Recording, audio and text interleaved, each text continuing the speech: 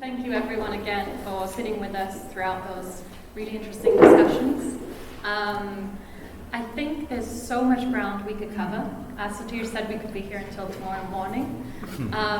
But I think we should start maybe by initiating just one or two questions between us, and see how the conversation unfolds.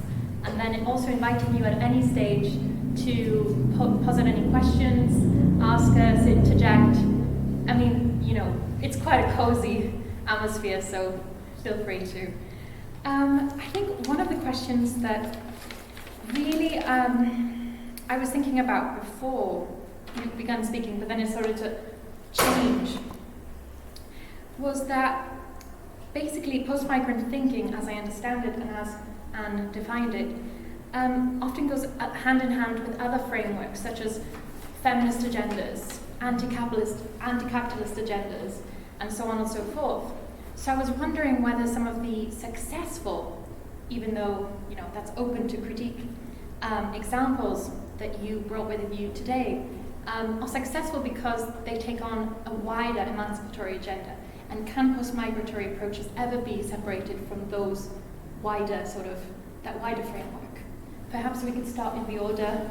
Anne, if you want to begin on this discussion. I think you're absolutely right that you might say the defense for people of refugee backgrounds in this project, 100% foreign ? That is embedded within a wider framework that has to do with democratic rights. And as you said, there is a feminist engagement underpinning it all. And I actually had the opportunity some months ago to ask Marianne Eriksen about that. And it was only when I asked her, I found out that the feminist engagement is absolutely crucial to all her work. And that she had actually taken great care to ensure that there was an equal representation of male and female participants in this project. So, and that people were of other genders and gender identifications as well. But she was trying to strike a balance. So it's not just about ethnicities. It is a much more complex. It's an understanding that sees identity as much more complex. You might a term that's helpful here is the Black feminist concept of intersectionality, having understanding identity as being created at the intersection of various identification markers, class, race, gender, sexuality, age, and much more. Did you encounter that also in your investigations of these artists? Oh, definitely. I mean, also like from the curatorial point of view. Anyway, I mean, of course, I can talk about myself, but let's say both the curators. I'm talking about Julia Strauss and Katja Erhardt. Of course, these are people actually, curatorially speaking, that of course are linked to all these discussions and all these discourses. But and of course, it's always like a question. The point is like when you, in a way, when you use the word like refugee, it creates a kind of like, it becomes a kind of like an umbrella term somehow, but an umbrella that works in a different way in terms of like exposing all those different aspects, which are of course feminist or like post-feminist, gendered aspect, ecology, all the discourses that are important to us. They're somehow become like hidden, right? It functions in an opposite way. And of course, in a project like that, it's important actually to reverse that. So, and I think it happens. Simply speaking, right? I mean, when we talk about like refugees and young men that are coming from, I don't know, Afghanistan, yes, some of them, for example, are queer, are gay, right? I mean, that's important. In terms of like changing stereotypes, they're not necessarily like, let's say, the macho guys that we were expecting like to find coming from, a non-European, I don't know, kind of like agenda. I think that's important. As I said, again, it's always like trying to overturn, like changing the perspective. And I believe it happened, in a way. It happened in the workshops and, clearly also like it was also exposed like that as well. guess it is a process of exposing, and when you look closely, these issues come to the fore. But I wonder if there's also a danger of conflating some of these approaches.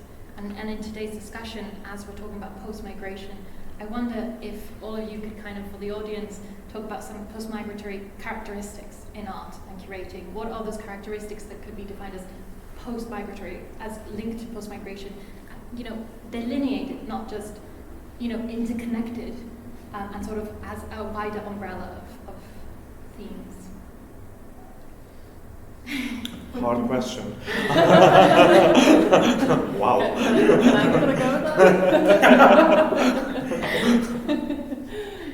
No, I just actually wanted to just say that, like you, I also think that are these interconnections, and I'm thinking, I mean, I was nodding when you were saying intersectionality, because it makes sense to think of this term also in terms of aligning, and we're talking about alliances of solidarity, and I think that sums it up, because this idea of alliances of solidarity that of course has to do with ethnicity, cultural polarization and so forth, but it also has to do with class, it also has to do with gender and so forth. So it is, you know, it is a way of creating coalitions, this coalition building ability that I think is quite central. And just adding on to that, I think, I've been doing research on several, I was talking about camp today and the trampoline house, but we also started talking about the Silent University project, which I find really interesting. Yes. I've been working on the Sabine Dahl and her projects, the DAR, Decolonizing Architecture residency, and several others. And I think what they have in common is this way of building coalitions and alliances of solidarity, but linking it is this idea of linking the struggles and creating these alliances that go across. So I think that's quite important. And then your last, the question you asked there, this idea of both linking or thinking in terms of connections, but also disconnections, or what is specific maybe about this term, the post-migrant public spaces, for example. I think one of the aspects that I find particularly productive when using that term is this idea of both focusing on, formal but also ongoing processes that have to do with migration, and maybe most importantly, this idea of not thinking of it as some kind of an area of research that's detached from the rest of society. So this idea of thinking of it not as a state of exception, or not as something that is you can delineate in some way, but as something that influences all parts of society. I think that's really productive. I think that's something that is characteristic of many of the projects that I've been working on. Perhaps also I could add in something to that, because I think what Sabine said is extremely important. This idea of also, we said perhaps being now in a stage in which clearly all those projects create those interconnections between themselves and between different discourses, essential. That's essential, but at the same time now already being in a stage in which, let's say, those links have to be revisited and become also critical. Because of course the danger would be, as we talk about the danger of overtly showing images and then let's say becoming a spectacle of images. At the same time it would become also the spectacle of these thematics within also bigger, grander mega exhibitions, for example. We had also this discussion as well, right? Can you talk about those issues in a bigger setting? That relates to the Envisor exhibition, and it relates to the Documenta 14, it relates also to the current Athens Biennial, for example. So these are all issues that have to be discussed again, or maybe to put it differently, that this discussion is always an ongoing discussion. The discussion about the, let's say, the visual language or the curatorial practices that relates to those practices, to this thinking, has to be an ongoing discussion of research, not to be settled in a mode of presenting or a mode of thinking. That, let's say, inevitably it will become ideological in the end, and mainstream as well. And that connects to your discussion of universidades, right? And sort of who is doing the learning and who is doing the teaching.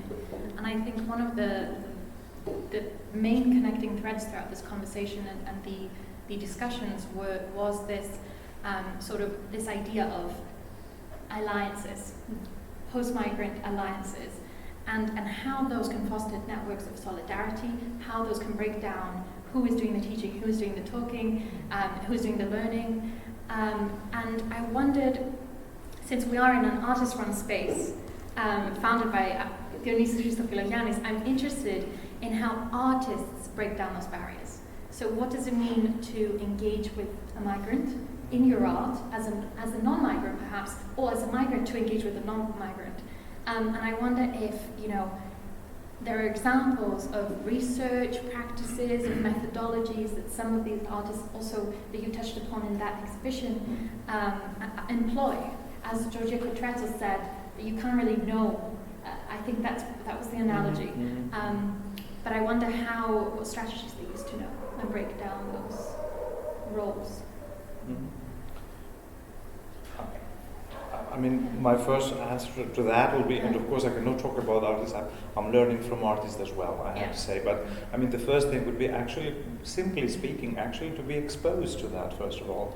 I mean basically like leaving behind any kind of stereotypes and leaving behind also your identity about who you are, the artist that's going to save the world, to put it. I mean, this is of course, there is a whole jargon about, like, let's say art is having the capacity actually to change things. I definitely agree that happens, but it doesn't happen often in the same way that people imagine it, as a kind of like interventionist, let's say, fly over, here's the crisis and the artist will intervene and now the crisis will go on. Of course not. It's a long-term kind of process that involves many different, let's say, aspects and let's say practices as well, strategies, or perhaps even tactics, right, without even thinking. That's what I'm saying, that you go along, so to say, right? I mean, that's a very simple answer I can give to that, right? If I may add something to all the good points that the two of you have already made, I think that it's important that, as you've done, underline alliance building and social engagement, participation, learning from each other, and all that. But I think that the range of artistic expressions of, let's say, post-migrant awareness isn't limited to that range of artistic practices that are somehow socially engaged. I would say that most of what I have come across has had a distinct political engagement, a social engagement, but in my view, an engagement with the issues that are at stake, so the burning issues of post-migrant condition or post-migrant society, the conflicts that occur, that can manifest in any type of medium. So it could be a painting, or it could be a photograph, or it could be a sculpture as well. It could be a new way of making urban planning. So I think it's very important to keep the range of expressions open when we look at this material. And in that, embedded in that, is something you all talked about, which is duration. Those range of artistic expressions evolve over time. So maybe they start as a painting and they become a university, a silent university. And so I wonder if you on that point. I just want to say something because Anne gave me now the pass, and I think it's very important. It's not only because you talk about let's say a selectivity of the medium, but I think it also goes beyond that. The point is, when we talk about the post-migrant identity and society, we don't talk about an aspect of our society. We talk about our society. So we cannot talk about a medium, a possible medium that discusses this issue. This is our society. It's called that. So if artists don't work, to put it in a blandly way, right? If artists don't work on this issue, they shouldn't work. I'm sorry to say that this way. I'm sorry to say it this way. Right. I mean, right. I mean, that's the point. what I'm saying by that, and of course I'm linking to what Anne says as well, right? It's not I'm saying that this is what you have to do, that like you discuss this particular aspect, but also our society deals with this issue. If this is our society, and of course relates to feminism, ecology, Anthropocene, posthumanism, and. These are all interrelated discourses. So either you do with i.e., you do talk about the post-migrant society, if you want it or not, to put it this way.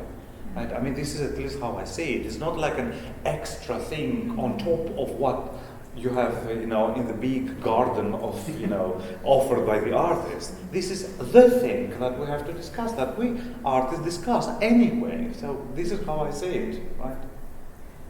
Well, if one tries to look at it in a very big perspective, then you might say that what art that engages with the idea of post-migration or post-migrant perspectives on the world might do or contribute to is to somehow make people see that migration is a normal and integrated part of all societies. There's always a coming and going, and that brings transformations that might be scary to some people, but that most people get used to over time. So somehow normalize migration, not as some kind of exception. Oh, now there's a million refugees standing at our borders. No, it's something that's an organic part of our society, and I think that's probably at the core of what post-migrant engagement can do. I just want to go back again to what Flusset said. Flusset said precisely that, right? I mean, when he says that the political subject of the 21st century is the migrant, when he said even that, I mean, he talks about like the species, the human species is the migrant. He talks about that. I mean, he talks precisely about the shift in our perception, not a shift in the things, the way the things are done, right? If until the 20th century, the grounding source was nationalism. I am that, and I speak that language, and my Heimat, my motherland is this, then this is the old paradigm. We talk about the new paradigm, right? And it's not just the figures of speech, that's the point, right? I mean, at least for people, I don't know, what I want to say, maybe we have to create like schools of migration. Really, I mean, sometimes me personally, I mean, many of my years that were not in Greece, I spent somewhere else. So perhaps it's a very good exercise for every single one of us to migrate a little bit, so as to understand what it is actually to be like a post, if you want, 21st century human, to put it simply.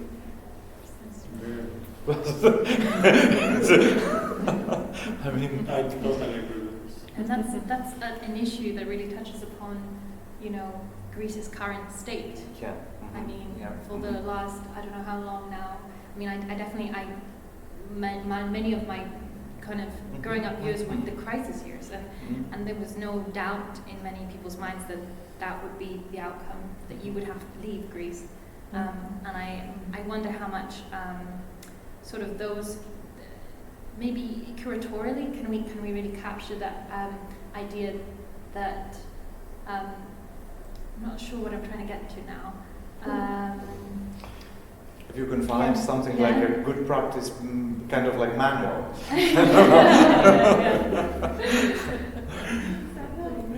One of the things I hear you saying is that when somebody leaves, there's also a gap, there's a loss there, there's an absence, and how to reflect on that.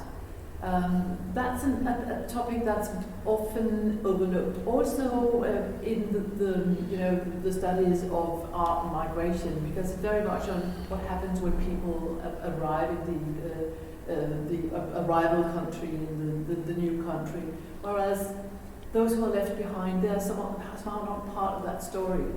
But I remember one artwork that actually deals with this topic, and that's an artwork by a theorist and video artist from the Netherlands, Naika Foroutan.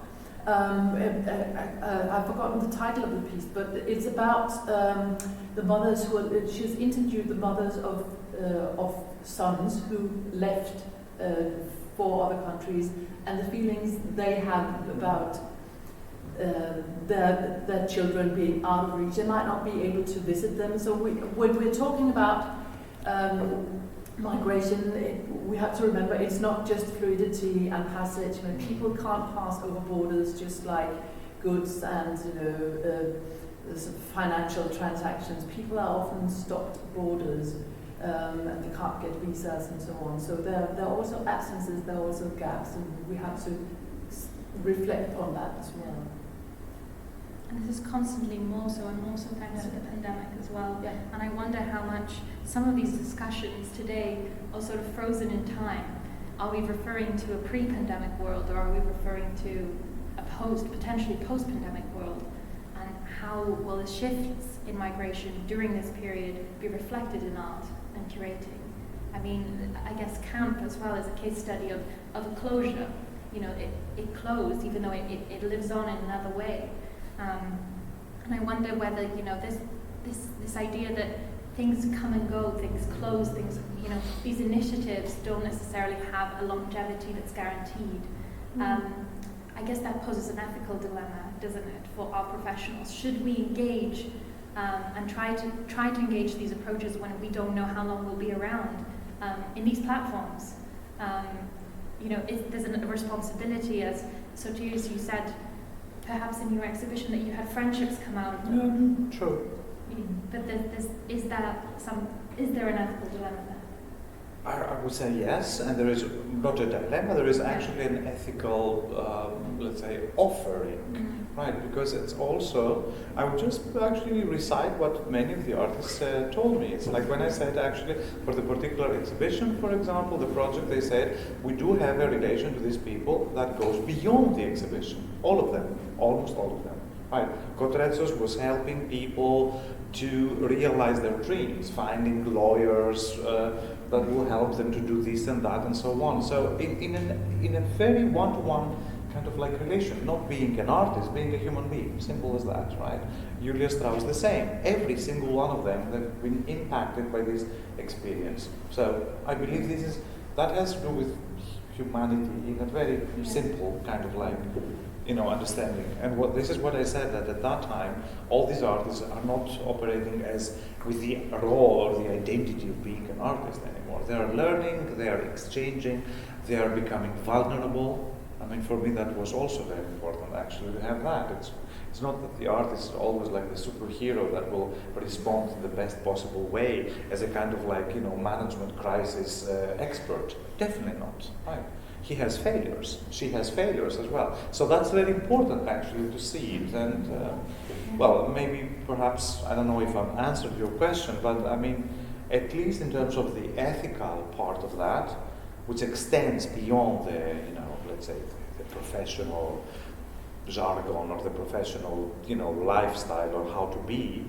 Yeah, I mean, in a way, this, for me at least, this is actually how it works. So. I would say that, you know, this coming back to the durational, because I think it's closely linked to what you were talking about now. I would say that I think it's quite important. I mean, I was stressing the point that we need to think in terms of durational practices and these so-called sustainable structures and so forth. Yes. And I will argue that this is really important. But I don't think that, you know, you should neglect other types of projects as well. I mean, interventions or shorter engagements can have a huge, you know, can produce really important effects. So I just think you need to reflect on what you're doing, how you're doing it. I mean, who you are engaging with, and so forth. And especially, of course, if you're working with vulnerable, you know, refugees, it becomes especially important to reflect on how you're engaging and why actually also and for how long.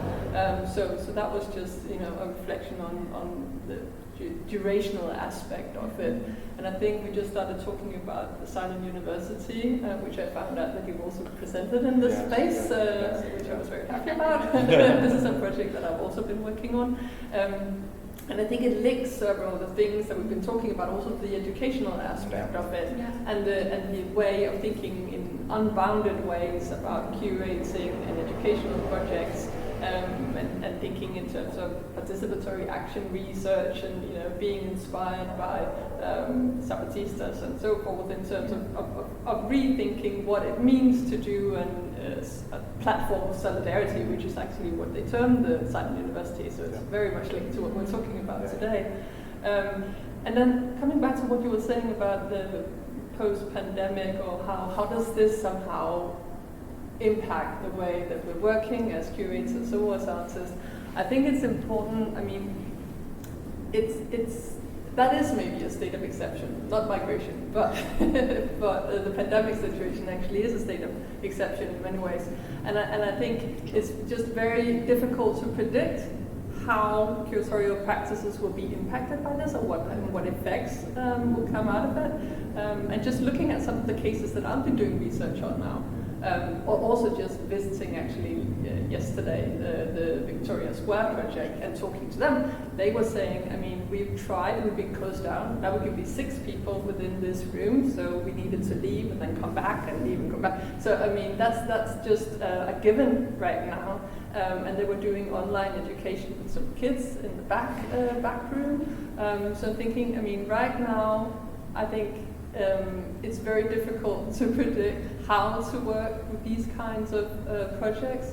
And Silent University, I mean, one of the things that Ahmed has been stressing is that you need to engage for at least, I can't remember, is it 5 years? Or, I mean, and that's to counter this way of always thinking in terms of projects and, kind of emphasizing that we need to stress these sustainable structures. But right now it's just very difficult. So I think people need to do what they can. I mean, and not withdraw because they can't guarantee that they'll be there for 5 or 10 years. I think it's important to keep on working, in whatever way possible right now. Yeah. Also, like, just something to say about this, I call it always this kind of like tacit knowledge of the artist, right? And of course, networks do exist. I mean, we shouldn't forget that. And it's a kind of like an influential kind of like interlinking, often between practices and people, right? Like, I know that, for example, George Zakotrets is a dear friend to Ahmed. So then you see, like, then the silent university as a structure can feed into another structure, which might be temporary, and then that goes on into another one. So of course, I mean, let's say art has been always like working like that. So we shouldn't underestimate this tacit knowledge, this network, which is behind the scenes actually, and this is actually what nourishes the whole environment. Let's say the ecosystem of. Can I add one thing? Because I just, you were, in a very nice way actually connecting our presentations, but I was thinking, so another thing that kind of struck me also when you were doing your presentation was, you were saying like behind the scenes. And I'm thinking, that made me think about the informal, and that's something that I've been looking at different kinds of projects, thinking about the importance of the informal. You were also talking about the importance of eating food together. And it sounds really banal, but I think actually one of the projects that I've been looking at, this coming together and eating food together. Yes. It's just really important if what you are trying to do is create these alliances of solidarity and this coming together. So yeah. Absolutely. Informality. Yes. Behind the scenes. Behind the scenes. Tacit knowledge. Yeah. Right. But I think that also is actually crucial to some of the projects that we have been looking at in our joint research project, that many of them situate themselves somehow at the borderline between the social and the artistic. So there's Trampoline House with Camp is actually a very good example of that, because there's both this hardcore gallery with top-notch invited curators and great artists, and then you also have this space community center which offers legal help and language classes and Friday meals for people usually with a bar and a disco afterwards. So there's this mixture between, art, or there's a fluid, there's a continuity from art to conviviality, and I think that's at the core of many of the projects we've come across. Yeah. So it's very interesting actually that happens, right? This kind of like high and low in a way, they're interlinking, but at the same time also perhaps maybe we have to stress also the fact, the ephemerality of that, right? I mean, nothing is for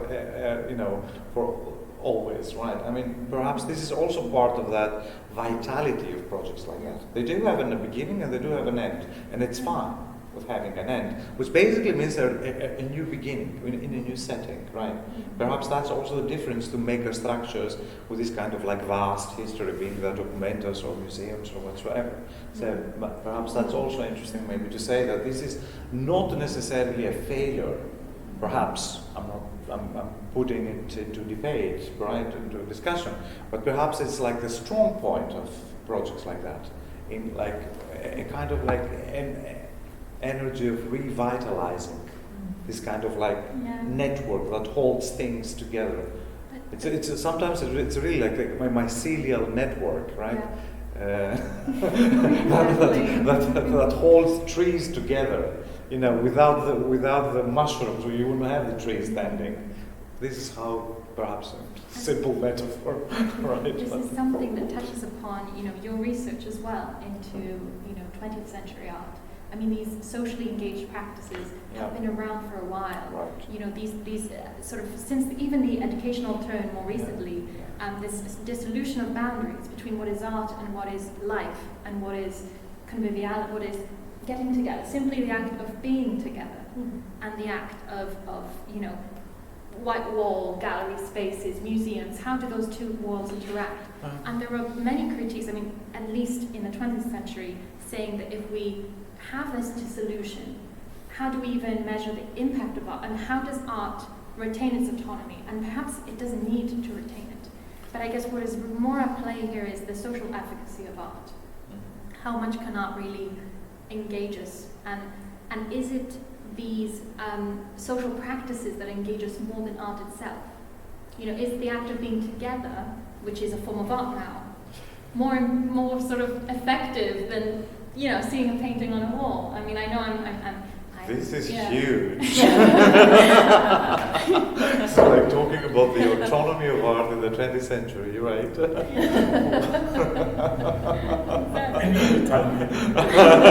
I mean, I don't know if there is one simple answer to that, or like even, but I wonder if you felt in the exhibition or in the projects that you saw, and in the culinary get-together, if you felt that you were producing art. Was that a form of art? Was that related to art? Yeah, definitely. Yeah. I mean, for me, I understand, maybe perhaps we can just tackle this one aspect, which is like, is it art enough, to put it this way? That would be one question, which is one of the basic issues, like when we discuss like art for social change or like socially engaged art, there is always this aspect, right? Like, is this art or is this social work, right? I think you can, experienced curators and even artists, they can find the balance between that, right?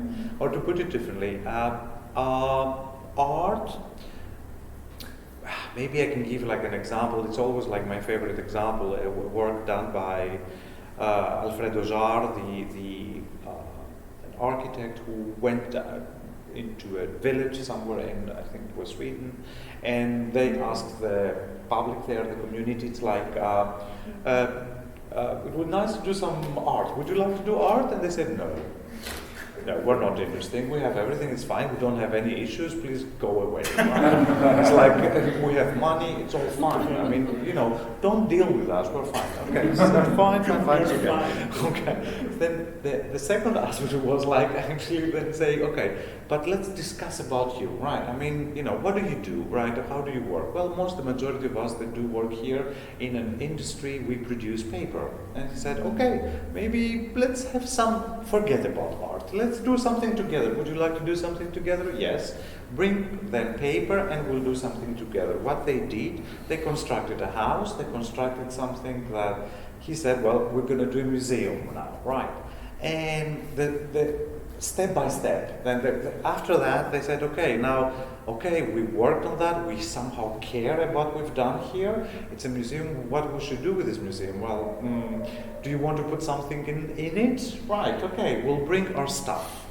So suddenly, these people that they didn't want anything, they have started creating something which could be seen as a cultural center. Right. Bring their stuff in it.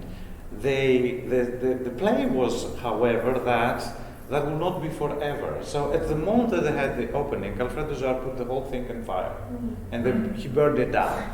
Right. So what's the aspect of that? What came out of this?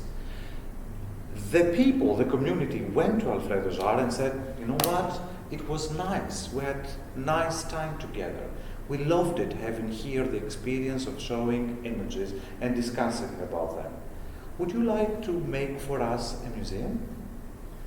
And he did make a museum for them. So that's for me a very clear, let's say, question. This is not social work, right? It's actually socially engaged art is when you go into a community and you somehow work as a radar. You pick up the wishes of that community, even when that community doesn't know about it. So that would be perhaps a very simple, simplistic perhaps answer to your question in devising between those two. Can I maybe pick up on that? Because I think I love that project. Yes. And it's interesting also in terms of what you were talking about, the production of affect, of images, because that was very powerful project in that aspect. Absolutely. But I'm thinking something that maybe sums it up is this notion of tension or friction. And I think when talking about the autonomy of art and what kind of impact it can have, and I think creating or maintaining that kind of friction or tension between autonomy and heteronomy, or this idea of both engaging with socially engaged, but also somehow, I mean that friction I think is really important, and you can have that kind of friction in multiple ways. So there's no, it isn't like there's one way to do it. But I think because I've been doing research on several projects, I've just been researching Salvi contemporary in Berlin as well, which is a really interesting example, also in terms of languages and many other things that I was thinking about. But I think what I find interesting about camp, why I chose to talk about that today, is because I didn't get to mention this, but if you come to the space, you actually need to enter camp by walking through the trampoline house. So you enter the door and you walk through a corridor. The kitchen is down that corridor, so you can smell the food usually being cooked there, people having coffee. You turn around, you can see people that are usually in these small offices working on applications or doing small workshops. You go through the main room, which is where people sit together and have coffee, and there will be children playing, people doing some kind of a sewing workshop. But I think it's quite important that you need to walk through these spaces before you enter the gallery, which is, as Anna was saying, it's a very professionalized and internationally acclaimed, working with top-notch, curators and, attracting artists that have a high profile. So I think it's actually this tension, this friction that arises between, making these different spaces come together. I think that's what's really interesting, and I think that's what's creating these interesting alliances and these interesting meetings and contact zones is another word that I love. That's I think that the friction of that is really interesting. That idea of the contact zone is also very sort of architectural. It's very spatial. And something that you ended your presentation on was, the infrastructure embodying the social structure underneath that was trying to be created. Could you elaborate more about maybe that, or all of you, maybe how you see the interaction between post-migration and urban spaces, which, but with, instances of that, such as the last. This is an invitation for a symposium. Does anyone need to sleep? Very interesting questions. Well, okay, I won't go on all night, but I should maybe mention that I've been talking about... Let's close up to that. Yeah. Because with her, we can stay all together till tomorrow. Believe me. Okay. Well, just short version, because I've been talking about curatorial practices and post-migration today, primarily. But before that, I've been doing research on public spaces, so this notion of public spaces, of urban spaces is quite central, and I've been working with theories of radical democracy. So, when I talk about friction and tension, it has a lot to do with these negotiations, these conflicts, and these asymmetrical power relations. So, we haven't been talking about power. It's maybe been kind of a subtext, but I think it's quite important because these tensions and frictions, they arise from power relations. So I think that's quite important. It's also something that Naika Foroutan stresses when she talks about the society of negotiations. So I think that's very important. So I think it's the spatial aspect of it comes quite naturally when I talk about these projects. Sandy Land that I've been working on it is decolonizing architecture, art residency, so she's working very much in spatial terms, and I think this notion of the contact zone and this coming together, we talk about art spaces as contact zones, basically, so it is a spatial thing, and that's maybe also why I'm stressing how you actually enter the center of camp. Because you need to go through the trampoline house, and I think that spatial choreography is very important, also in terms of tensions and frictions, because it has to do with power relations as well. Who actually feels welcome? Who feels at home? Who feels comfortable entering this space? It's not a simple question. So I think that's. And I think that could be actually that question or that observation can be taken to another level at the urban planning. And the whole way a city is organized, the shops in some streets or in some neighborhoods, that is also a marker of who lives in that city, whether it's a very plural local community or it's a more homogeneous, gated community. I think that within the framework of post-migrant thinking, the question of what the future city should look like or be like is absolutely crucial. How to plan cities or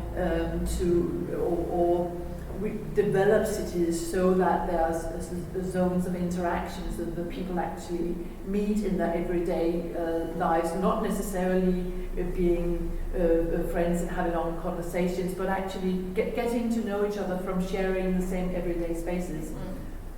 That is one aspect. In Denmark, there's another and darker side to that, which has to do with a government that wants to get rid of urban areas in which more than 30% to 40% of the population is of non-Western backgrounds. So that means that they have made a kind of it's literally called the ghetto law, which gives municipalities the permission to demolish residential buildings in areas in which there are certain factors at play. If there are too many immigrants living there, if the rate of crime is too high, if the rate of unemployment is too high. So that's another side to post-migrated, the post-migrant condition that some governments might actually impose some very violent and restrictive means to try to get rid of what they consider a problem, but what from another perspective would be perhaps a sign of coloniality or people learning to live how together in other ways. So there are many sides to this question. So that's why we need a whole symposium. This is really a global issue. I think this is an indication of how many things we could touch upon, how many ways we could develop this conversation further. I think we all, had a great time listening to all of you speak and present. And I invite you, if you have any questions at this point, or if you have any questions later once you're rested, you can just write to us as well. Feel free to reach out to Space 52. We can put you in touch. We will have a video of this, notes on our website, so you'll find more resources as well. Thank you very much for your Thank hosting you. and the moderation as well. Thank you very much. Everyone for being here.